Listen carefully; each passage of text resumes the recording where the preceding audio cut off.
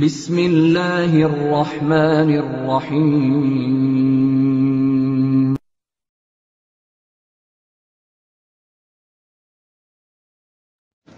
ওয়ালাইকুম আসসালাম রহমতুল্লাহি ওবরাকাতুহু।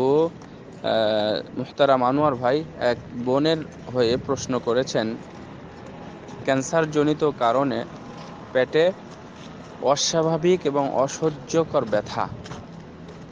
কোথাও যে দেখেছেন ইন্টারনেটে গাঁজা খেলে নাকি সেই ব্যথাটা কমতে পারে। ডাক্তারও যে ওষুধ দিচ্ছে না, হয়তোবা তার শেষ সময়, এই জন্য।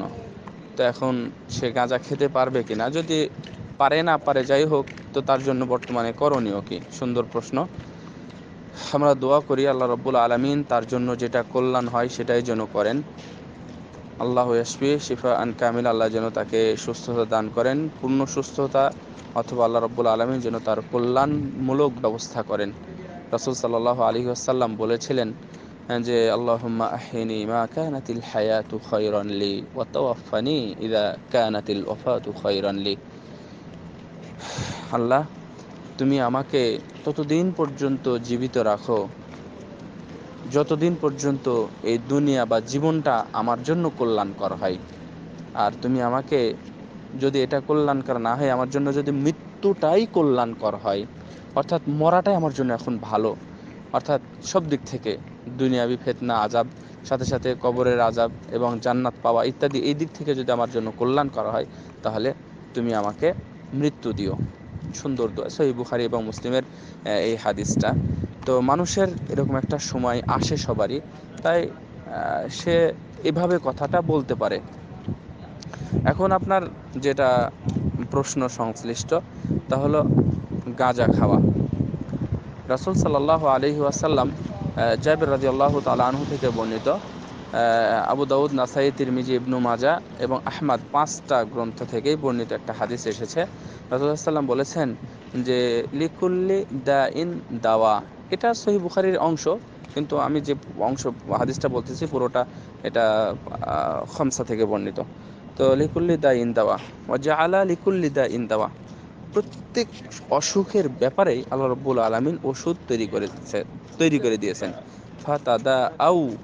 ফাতাদা আউ, সুতরাং তোমরা চিকিৎসা করো। ওয়ালা তাদা আউ বি মুহাররাম, কিন্তু হারাম দ্বারা চিকিৎসা করো না।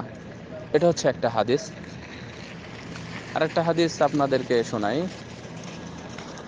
ইবনু মাসউদ রাদিয়াল্লাহু তাআলা আনহু বলছেন যে ইন্নাল্লাহা লাম ইয়াজআল শিফাআকুম ফিমা হাররামা আলাইকুম। আল্লাহ যা হারাম করেছেন এর মধ্যে আল্লাহ রাব্বুল আলামিন তোমাদের জন্য কোনো শেফা দেননি। অর্থাৎ যে বিষয়গুলোকে আল্লাহ রাব্বুল আলামিন হারাম করে দিয়েছেন তার মধ্যে আদম সন্তানের কোনো আরোগ্য নেই।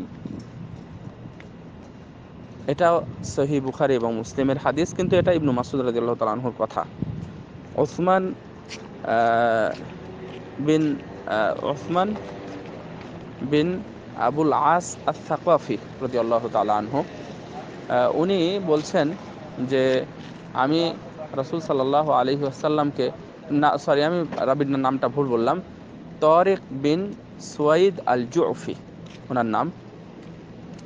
তো উনি রাসূল সাল্লাল্লাহু আলাইহি ওয়াসাল্লামকে বললেন যে ইয়া রাসূলুল্লাহ, আমি মদ দিয়ে ওষুধ তৈরি করব।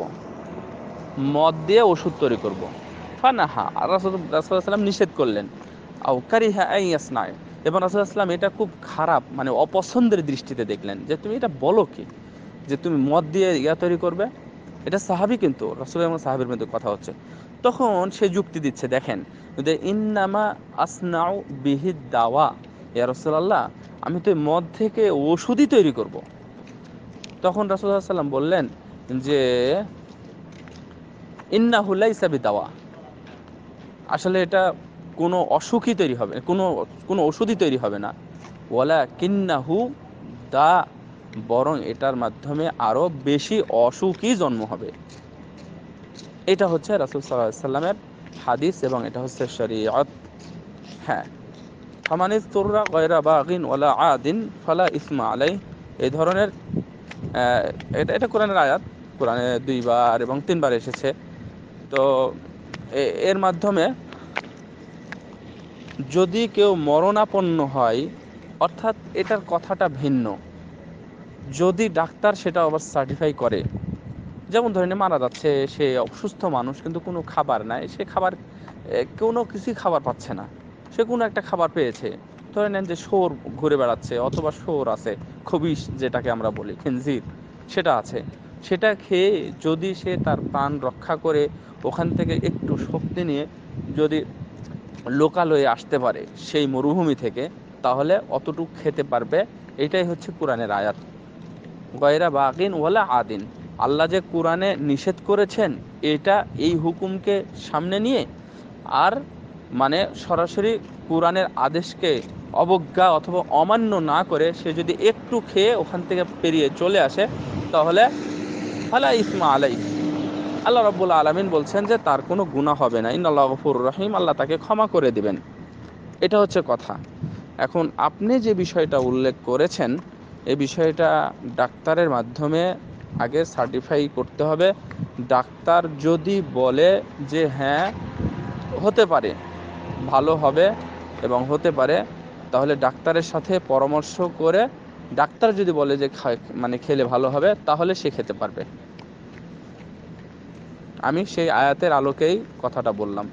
ডাক্তার যদি বলে যে হ্যাঁ হবে, খাওয়া যাবে, খাওয়া যাবে বলতে খেলে ভালো হবে অথবা তার ব্যথাটা কমতে পারে ইত্যাদি কথা যদি ডাক্তার বলে থাকে, তাহলে সে খেতে পারবে। আশা করি বুঝতে পেরেছেন পুরো আলোচনা থেকে। শুকরান, জাযাকুমুল্লাহ খাইরা।